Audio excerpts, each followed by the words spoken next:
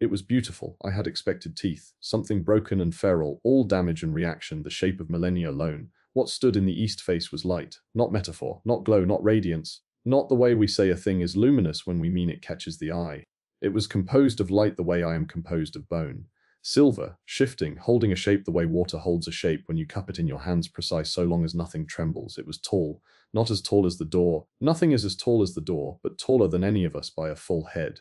And it was shaped like us, roughly. The way the glyph for door on my forearm had been shaped like the precursor original. The idea was right, the proportions were not. It had learned what a body looked like from the only template available. From me, from the architecture of my skin. Read through the tether during the download, a silhouette drawn by something that understood structure but had never stood beside a skeleton. Rays did not fire. I want that recorded. She stood between me and a being made of living light with her sidearm raised, and she did not fire because she is a better soldier than any protocol could make her, and good soldiers read a room before they fill it with noise. It is not aggressive, she said, quiet. Confirming it for herself, it was not. The shape in the threshold stood still, the silver light rippling in the rhythm I recognized from the tether, the heartbeat count, the cadence of its cartographic record. It was waiting, the way it had waited at the door before crossing. Not hesitation, courtesy. The manners of something that had finally found a room with people in it and did not want to get the introduction wrong. Bellows' scanner was the only sound. She read it twice before she spoke. There is no mass, no heat signature, no particle emission. It is structured electromagnetic signal holding coherent spatial geometry. She lowered the scanner. It is a transmission that learned to stand up, a transmission, not a creature, not a machine. A living broadcast, sent outward by the Foundation millennia ago, given a door and a direction and a language, and it had walked the grid as a signal walks a wire without a body, without weight, without anything except the pattern it carried and the will to keep carrying it. The cartographer was not an explorer the way I was an explorer. It was a message. And the message had been walking for so long that it had become a mind.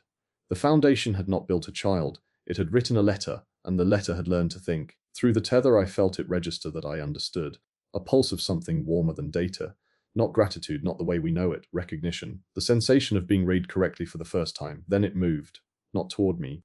I had braced for it, braced for the signal to double again, for the tether to pull taut, for the vast lonely pressure of its attention to land on me like a hand reaching into a glove.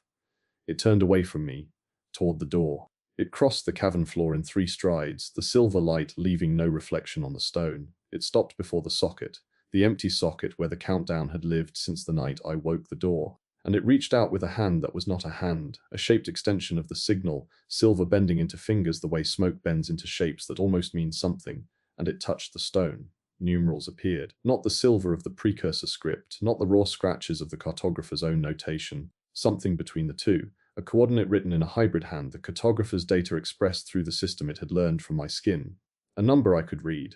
14 north, I said. The north face of the door, dark and sealed since I had first entered the cavern, featureless and ignored while every eye in the room burned east for weeks, began to warm with amber light. Vance.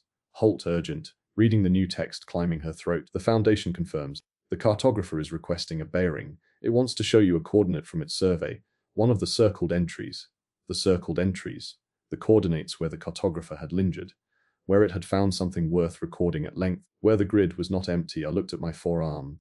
Beneath the dense cartographic overwrite, the precursor numerals still lived, faint but legible. I found 14 north in the map the cartographer had written onto me. It had circled that coordinate more times than any other entry, hundreds of notations. Whatever it had found there, it had gone back again and again across centuries, documenting something that changed each time it returned. What is at 14 north? Rays. Steady as ever. The soldier's question. The cartographer turned its head toward her. The silver form tilted, the same gesture of recognition it had made through the east face in the moments before crossing. Then it spoke, not in the raw, unstructured howl we had felt through the tether, in the precursor script, in the language it had stolen from my skin an hour ago. Clear, controlled, the proportions exact, the angles sharp. One word.